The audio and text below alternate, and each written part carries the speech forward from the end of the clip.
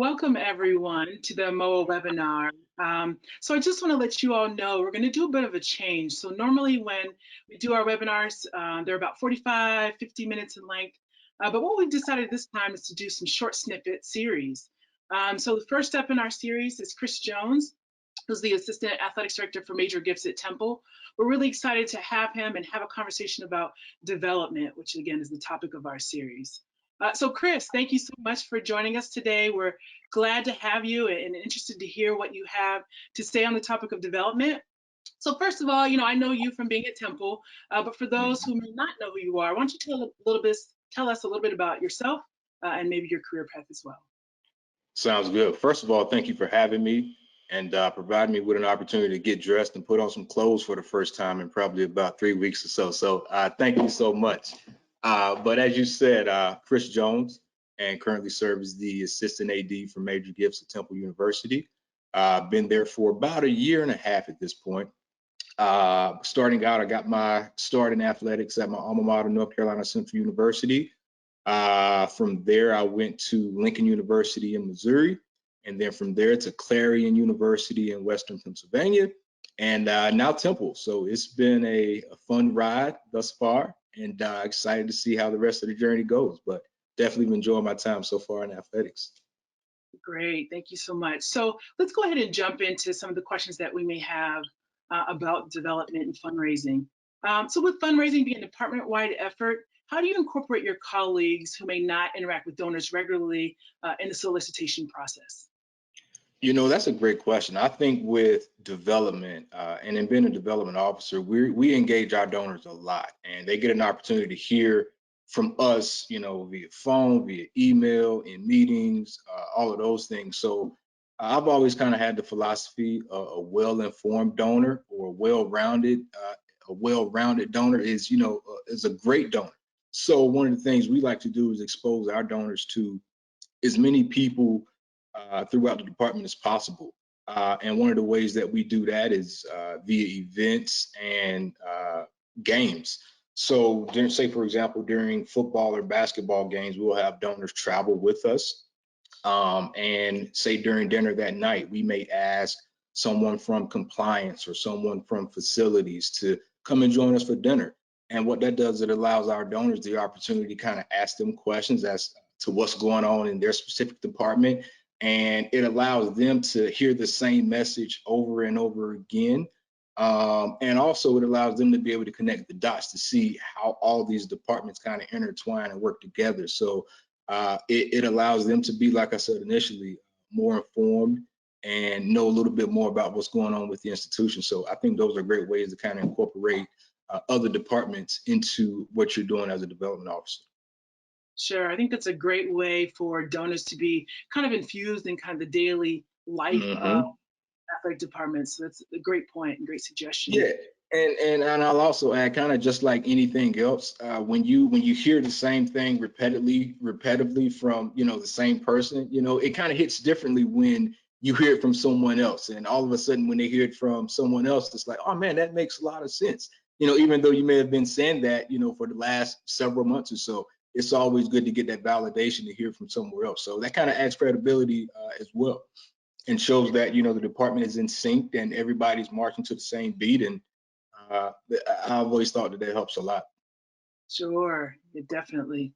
So what strategies can you share on fundraising and building a donor base with zero or very limited dollars or resources? I think, one thing about our membership is we have folks who are Division I, Division II, Division III, and IA, two-year institutions. So there's kind of a wide breadth of resources available. So why don't you talk a little bit about your experience in dealing with that? That's also a great question, and I kind of have a little knowledge on that, working at Division IIs and smaller Division Is.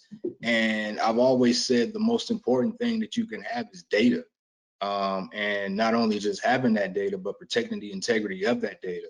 And that speaks to who has user rights to input certain things and things of that sort. So data is always important, but kind of the catch-22 with data is to acquire the best data, costs a lot of money because some of those platforms, whether you're talking about Razor's Edge, Banner, reher. Those aren't cheap, and there's several different packages that go with each of them.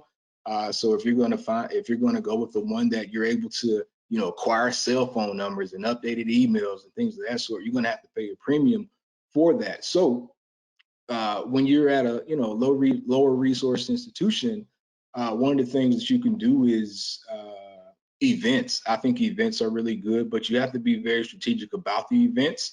Uh, I've always been a fan of don't have an event just to have an event, but have a purpose. And with that, you want to acquire data. With your sign-in desk and sign-in table, you want to be able to acquire names, emails, cell phone, things of that sort, so that you can have just good information and good data.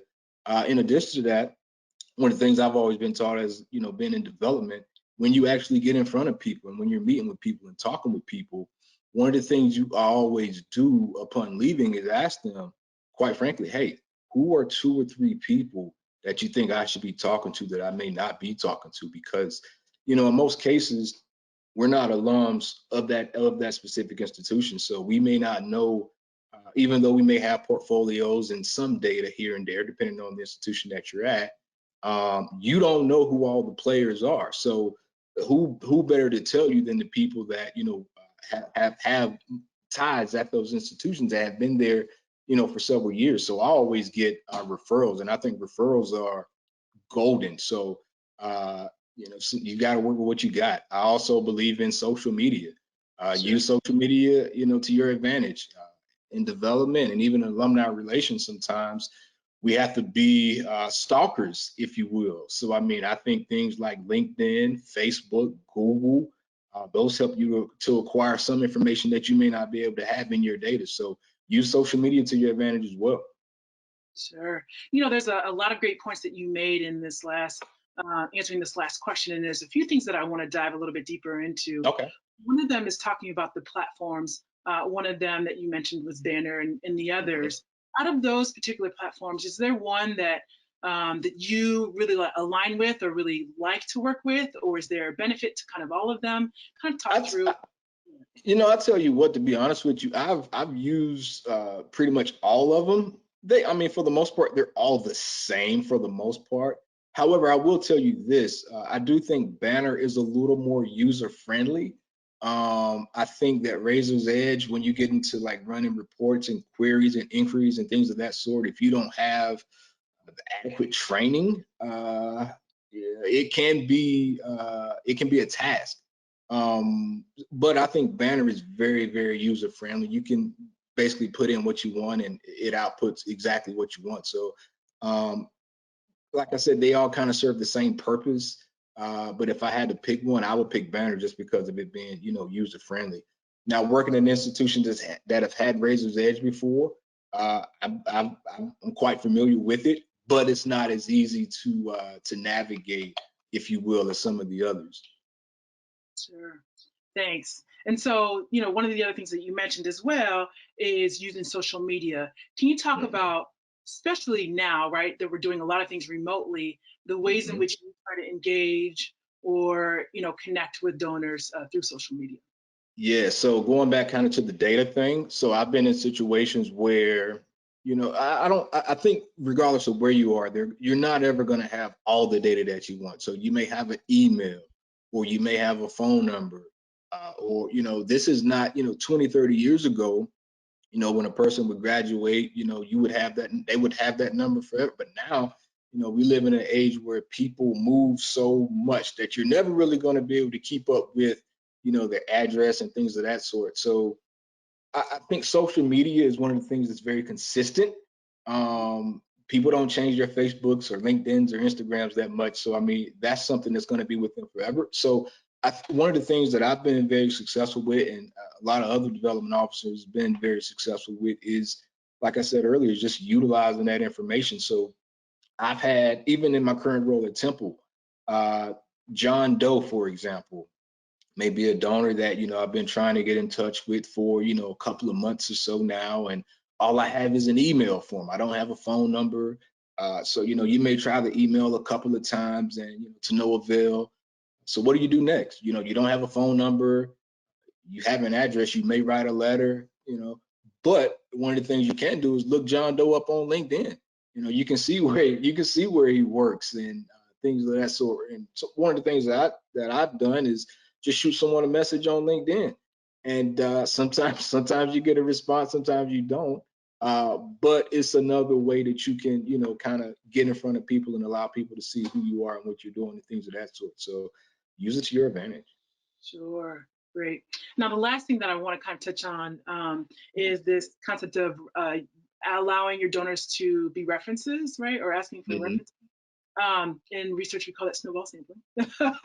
But I think that's a great concept. And so, what I'm wondering is, do you find that that's usually pretty easy way to kind of expand the network, or are donors okay with kind of talking about others who you should be talking to, or Yeah, might there you be? know, no, absolutely.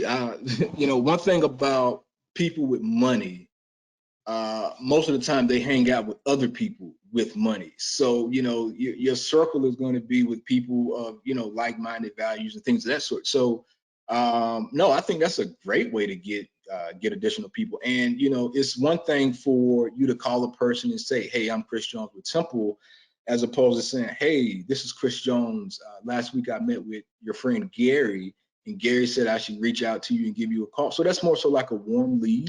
And those work a lot better than just, you know, cold calling, because Gary doesn't know who you are, but, you know, because you met with his friend John Doe, you know, and that makes the conversation a little easier. So no, those are always great to have. Or, you know, you can just reach out to, you know, you can just ask your donor, hey, you think you can get me in front of him, or you think you can bring him with you next time? You know, I think that works as well. Now, every now and again, you'll get a donor that says, hey, you should reach out to him. Don't tell him that I gave him your name though, but because he doesn't want everybody to know that he does this or does that. So, you know, you kind of have to use some discretion there. But you know, I think if you build good relationships with your donors and your prospects, they'll kind of guide you along the way to help you better get in front of people, and the best method for doing that. So that's what I would say to that. Great. Thanks for sharing those about Yeah, no referrals. problem. All right. So, of course, we're in COVID-19, so I'm gonna make sure that I ask you a question about Oh, that. man. Okay. Uh, with the economic impact of COVID-19, it's sure to have a pretty tough impact on our industry. It Have you thought is. about how you will continue to meet fundraising benchmarks? Yes, and this is something that everybody has been scratching their heads over for the last probably month or so. And it's a unique situation, and I think one of the things that makes it even more unique than any other thing that we've ever kind of endured is we don't know when it's going to end. So I mean, you have contingency plans based upon, okay, if it's over in 1 month, okay, if it's over in 2 months or 3 months or so forth and so on. But just the unknown, that's the piece that just really is a task for a lot of us in athletics. However, it's I'll say this, it's one of those things where, and one of the things that we've done at Temple, so this is for us, this is week 4 of us working remotely. And as you can imagine, there's been several meetings about this whole COVID-19 thing and how we interact with our donors. And one of the things that we've done, so say for like the first 2 or 3 weeks, have more so just been just reaching out, just checking in.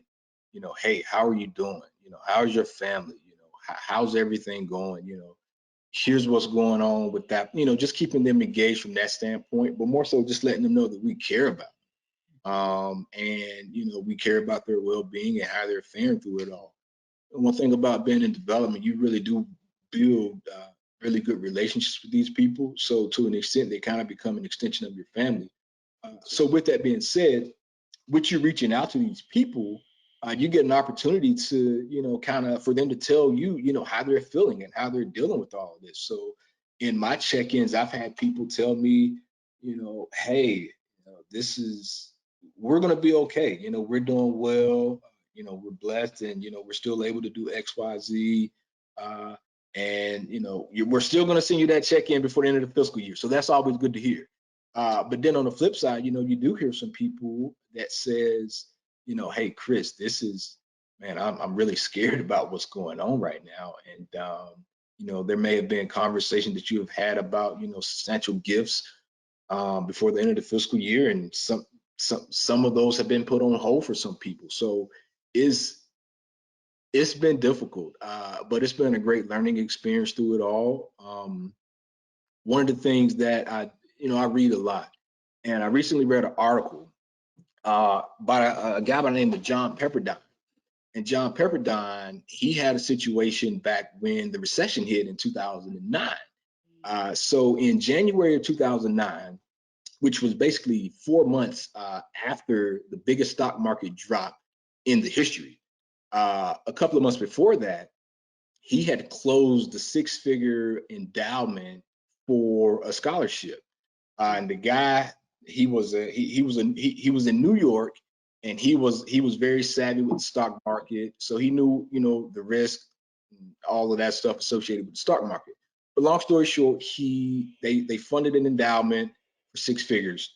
So fast forward 2 months later, he had to meet with that guy again. John did, because within a span of 60 days, the endowment had lost a third of its value as a result of the market, doing what it did during that time.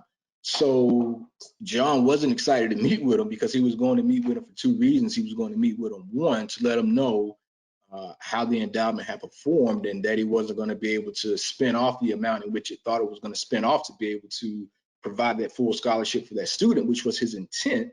And two, he was going to double down on that and ask him, would he be interested in making another gift to kind of cover that gap, so they would be able to fund that scholarship. So, like I said, as you can imagine, it was a very tense meeting, and they kind of broached the subject here and there about the market and it going up and down, and a lot of people losing a lot of money. And the donor was kind of nonchalant about it. He was like, "Yeah, man, that's really unfortunate." So at this point, they were almost done eating, and John knew he had to ask this question, or he wouldn't get a chance to ask the question. So before they left, he asked him. He said, "How are you doing in all of this? Because I know you dabble a lot in the market. So I just want to check in and see, how are you doing in all of this?" And the guy looked up and told him, and he was kind of embarrassed to say it, but he said, "Honestly, I'm doing really well right now."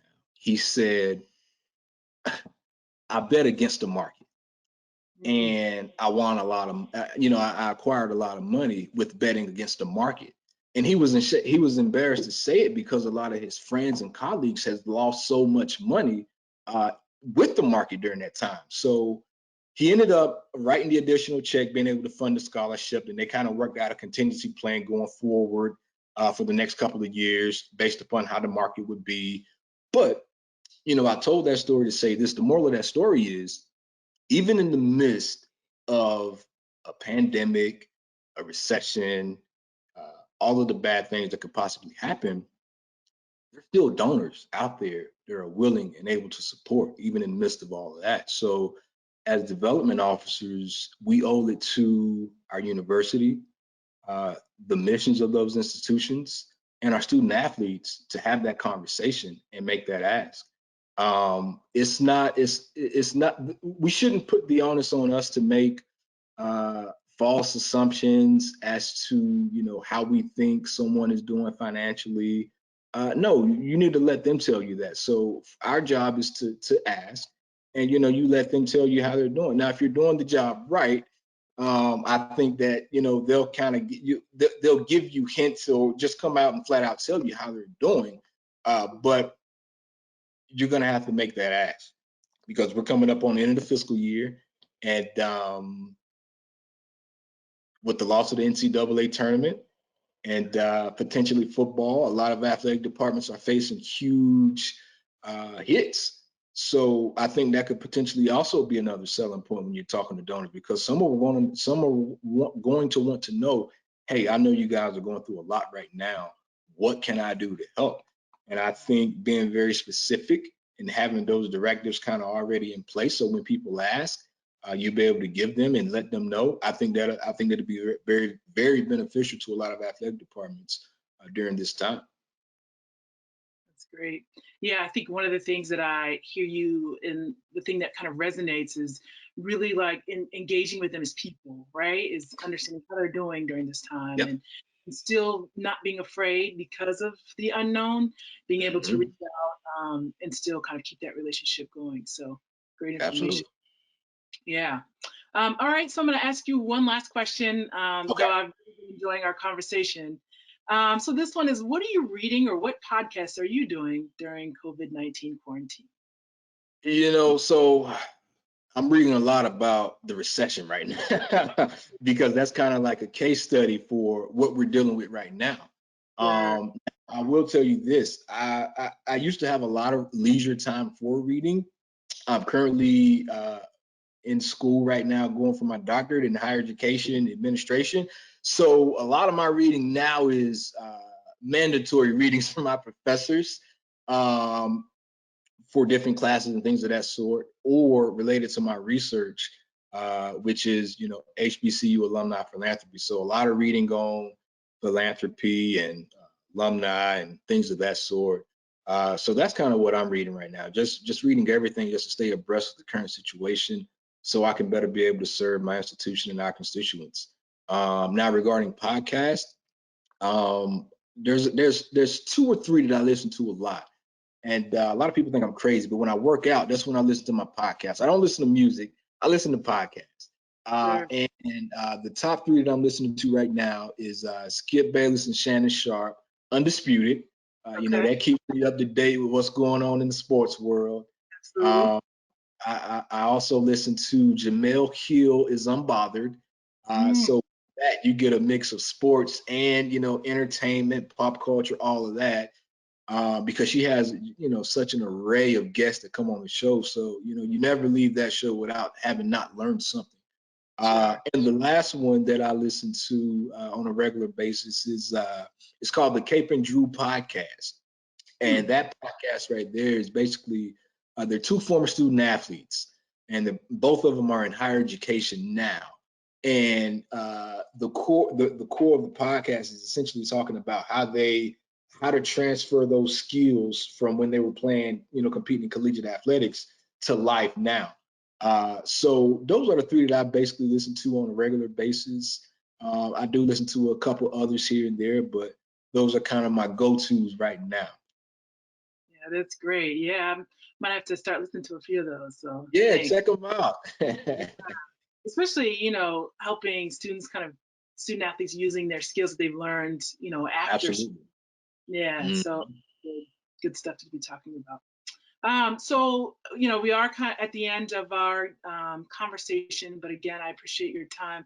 I do want to give you a few minutes if there's anything else you want to make sure that you kind of talk about or express or tell our viewers. Certainly feel free to spend some time to say a few closing words. Okay. No, again, first of all, thank you so much and the MOA administration for having me up here today. Definitely an honor and a privilege to sit here and speak with you guys. In addition, if anybody would want to contact me with any questions or anything like that, feel free to reach out. My email address is Christopher.Jones, the number 7 at temple.edu. Happy to share anything that I may know, or just willing to help. So again, just thank you for having me, and we're going to get through this, people. I know it's a shaky time for everyone, but I do believe, and I tweeted this on Twitter a couple of days or so ago, and it was something to the effect that if there's ever been a time for everyone in athletics to come together, now is the time.